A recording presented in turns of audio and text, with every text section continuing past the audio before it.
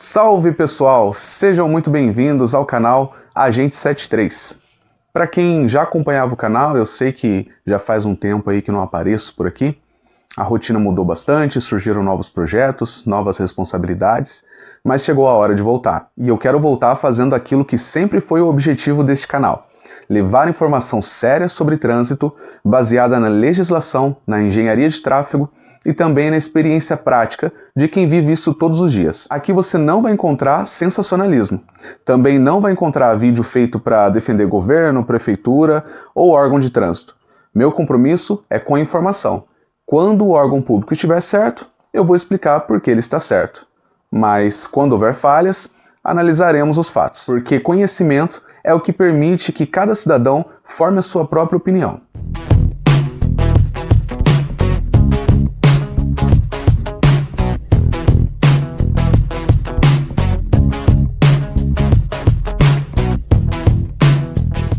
E justamente por falar em opinião, hoje nós vamos discutir um dos assuntos mais polêmicos do trânsito brasileiro. Talvez seja o tema que mais gera comentários nas redes sociais. Sempre que um radar novo aparece, sempre que alguém recebe uma multa, sempre que sai uma reportagem sobre fiscalização.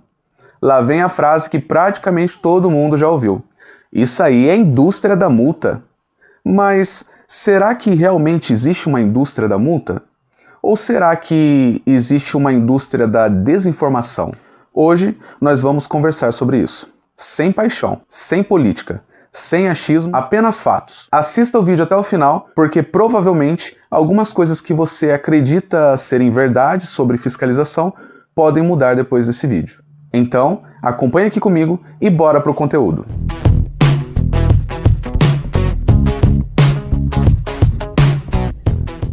Para a gente poder entrar no tema do vídeo, eu preciso explicar uma base importante. A Lei 9.503 de 97, que é o Código de Trânsito Brasileiro, o CTB, traz no seu artigo 1º, parágrafos 2º e 3º, os objetivos do Sistema Nacional de Trânsito, que determinam ser o trânsito seguro um direito de todos e dever dos órgãos que compõem esse sistema. Sendo assim, os órgãos de trânsito são responsáveis por garantir, por meio de ações, serviços, educação e segurança para todos que utilizam a via pública. Sabendo disso, já podemos entender que toda a ação realizada pelos órgãos de trânsito são voltados com foco sempre na segurança de motoristas e pedestres. Afinal, o que é que as pessoas chamam de indústria da multa? Quando alguém usa essa expressão, normalmente está pensando em 5 pontos. Primeiro, que os radares são instalados apenas para arrecadar dinheiro. Segundo, que existe uma meta obrigatória para agentes de trânsito aplicarem multas. Terceiro, que quanto mais multas um agente faz, maior é o seu salário. Quarto, que as prefeituras sobrevivem financeiramente graças às multas. E quinto, que toda fiscalização existe apenas para punir. Essas são, provavelmente, as 5 ideias mais comuns de alguém quando fala em indústria de multa. Mas será que elas são verdadeiras? Vamos analisar cada uma delas. E já começo dizendo uma coisa importante: nem tudo que circula nas redes sociais está completamente errado. Assim como também nem tudo está completamente certo. Na maioria das vezes, existe uma mistura de informação verdadeira com interpretação equivocada. E é exatamente isso que gera tanta discussão.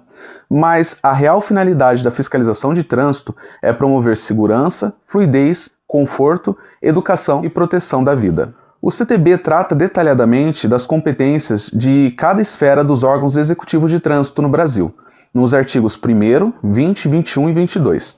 E absolutamente nenhum deles aparece como mera finalidade arrecadar recursos para prefeituras, estados ou a União. Multa é castigo? Existe uma confusão muito comum. Muita gente enxerga a multa como sendo um castigo, mas juridicamente não é isso. A multa é uma sanção administrativa aplicada quando ocorre o descumprimento de uma norma prevista no CTB. Ou seja, primeiro existe uma regra, depois alguém deixa de cumprir essa regra, só então pode surgir uma autuação. E sabe o que isso significa? Significa que o agente ele não cria uma infração, ele apenas constata que uma infração já prevista em lei aconteceu. A multa ela não nasce da vontade do agente, ela nasce da infração. Sem infração, não existe multa. E o CTB define infração lá no artigo 161 como a inobservância ou descumprimento de qualquer preceito do Código, da legislação complementar ou das resoluções do CONTRAN. Vamos tratar agora de um assunto polêmico. Existe meta de multas? Essa talvez seja a maior dúvida de todas. E aqui eu quero falar com bastante responsabilidade. Pelo menos na minha experiência profissional, eu nunca recebi uma ordem dizendo assim: hoje você precisa aplicar 20 multas. Ou então, você será bem avaliado se autuar uma determinada quantidade aí de motoristas. Olha, isso não existe. O que existe são operações, planejamento, fiscalização direcionada, locais críticos, horários específicos, locais com elevado número de acidentes, tudo isso faz parte do trabalho. Agora, se durante essa fiscalização forem encontradas infrações, elas devem obrigatoriamente ser autuadas. E essa informação é muito importante. O artigo 280 do CTB, ele determina que tal infração constatada, ela tem que ser autuada.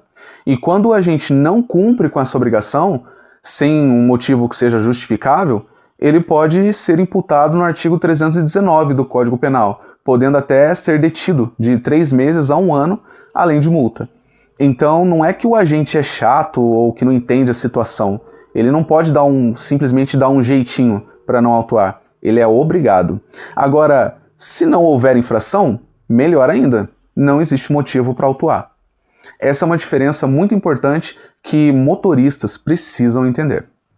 Agora vamos falar sobre o tão temido radar. Como que um radar deveria ser instalado? Isto é uma das maiores polêmicas no trânsito. Existe muita gente que acredita que um radar simplesmente aparece do nada, que alguém acorda de manhã, olha um ponto qualquer da cidade e diz assim: eu vou botar um radar ali para pegar esses motoristas de surpresa. Na prática, não deveria funcionar dessa maneira. A instalação de equipamentos de fiscalização eletrônica envolve critérios técnicos definidos pela norma do CONTRAN e estudos realizados pelo órgão responsável da via. E esses estudos normalmente analisam fatores como quantidade de veículos, velocidade praticada, histórico de acidentes, travessia de pedestres, proximidade de escolas, hospitais, cruzamentos perigosos, curvas, ponto com elevado índice de atropelamentos, ou seja, o radar, quando instalado corretamente, ele deve fazer parte de uma estratégia para a segurança viária, e não apenas para a fiscalização. E isso faz toda a diferença, porque o objetivo principal deveria ser reduzir comportamentos de risco, e não aumentar o número de multas. O artigo 161 do CTB, ele define os limites de velocidade da via, que, por serem padrão, não são sinalizadas na via. A sinalização da velocidade ela só deve ocorrer quando o órgão responsável define um limite diferente do padrão já previsto no CTB, ou, de forma obrigatória, quando existir fiscalização por radar. E o artigo 90 define que a sinalização ela precisa estar em conformidade com as normas do CONTRAN, conforme a Resolução 798 de 2020, com algumas alterações dadas pela Resolução 804 de 2020, que definem e regulamentam os requisitos técnicos para a fiscalização eletrônica de velocidade.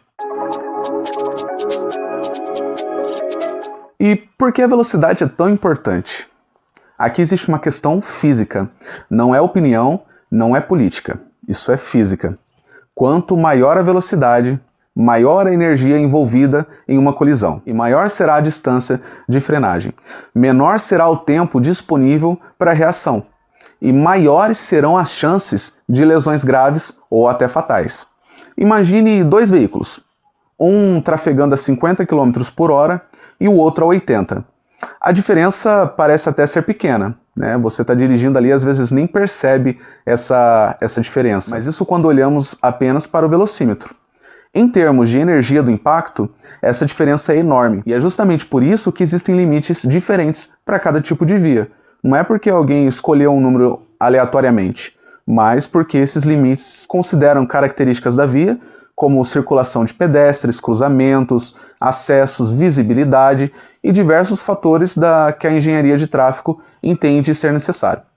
A Organização Mundial da Saúde, a OMS, ela possui relatórios sobre velocidade e segurança viária que demonstram que o aumento da velocidade eleva significativamente o risco de morte e a gravidade de lesões em sinistros de trânsito. Agora que entendemos como funciona, pelo menos em tese, a instalação de um radar, vamos entrar em um assunto que gera ainda mais discussão, porque talvez você esteja pensando exatamente isso agora. Tudo bem, 73, o radar pode até ter sido instalado por critérios técnicos, mas e o dinheiro das multas, para onde é que vai? Essa pergunta é justa, e ela merece uma resposta baseada na lei, e não em vídeo de 15 segundos na internet. Bom, para começar, vamos desfazer um mito. Existe muita gente que acredita que o dinheiro da multa ela entra livremente no caixa da prefeitura e pode ser usado de qualquer forma, para qualquer coisa. E não é bem assim. O CTB, no artigo 320, ele determina que a receita arrecadada com multas possui uma destinação específica. Ela tem que ser aplicada em ações relacionadas do trânsito. Isso inclui, por exemplo, engenharia de tráfego, sinalização, fiscalização e educação para o trânsito. Ou seja, a legislação não autoriza que o recurso ele seja utilizado simplesmente para qualquer finalidade administrativa. Existe uma vinculação legal. Isso não significa que toda aplicação seja perfeita, nem que todos os órgãos façam exatamente tudo da mesma forma, mas significa que existe uma obrigação legal de destinar esses recursos para melhorias relacionadas ao sistema de trânsito. Importante, perceba que existe uma diferença. Uma coisa é dizer, existe dinheiro envolvido, e isso é verdade. Outra completamente diferente é afirmar que as multas existem só para arrecadar. Essa conclusão não pode ser feita apenas porque existe arrecadação. Pensa comigo. Imagina um município onde todos respeitam os limites de velocidade, todos utilizam o cinto, ninguém estaciona em local proibido, ninguém avança o sinal vermelho. O que aconteceria? Praticamente não teria multas. Ou seja, a arrecadação depende primeiro da existência de infração, não simplesmente da vontade do órgão. Mas e a prefeitura? Será que ela lucra com as multas? E essa é uma pergunta que aparece bastante. A resposta exige equilíbrio.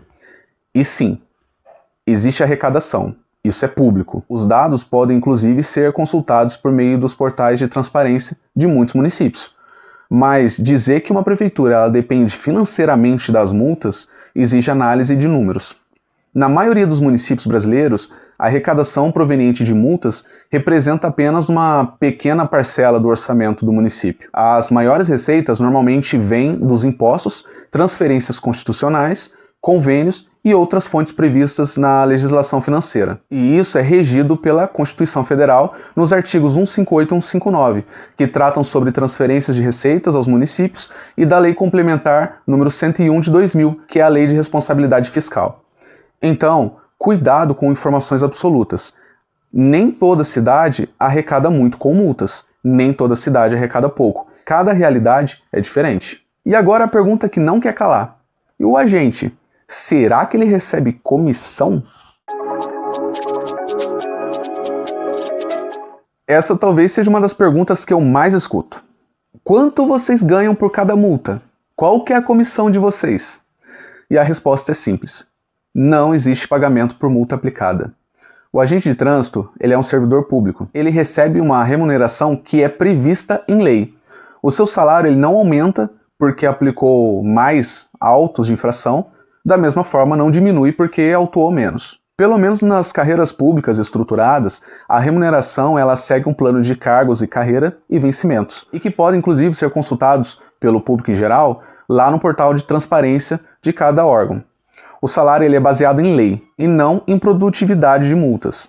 Aliás, imagine um problema jurídico que seria se um servidor ganhasse dinheiro para punir pessoas. Isso comprometeria completamente a imparcialidade da fiscalização, que é justamente, dentre outros, um dos princípios da administração pública prevista lá no artigo 37 da Constituição Federal. E é por isso que esse tipo de prática não faz parte da estrutura regular da fiscalização pública. Uma outra pergunta que eu ouço muito, principalmente por parte de motoristas que já foram autuados por alguma infração, é a seguinte: o agente, ele gosta de multar? Agora eu quero responder essa pergunta não apenas como um profissional, mas como alguém que trabalha todos os dias nas ruas. A maioria das pessoas imagina que o agente sai de casa para trabalhar pensando assim: hoje eu vou pegar o maior número possível de motoristas, vou sentar a caneta em todo mundo. A realidade na prática costuma ser exatamente o contrário. Sabe qual seria o melhor dia de trabalho para qualquer agente de trânsito? Um dia em que ninguém precisasse ser autuado, porque isso significa que ninguém estacionou de forma irregular, ninguém colocou a vida de um pedestre em risco, ninguém dirigiu embriagado, ninguém passou pelo cruzamento em alta velocidade, que ninguém utilizou o celular enquanto dirigia, ou mesmo avançar o sinal vermelho. Ou seja, poucas autuações normalmente significam um trânsito mais seguro.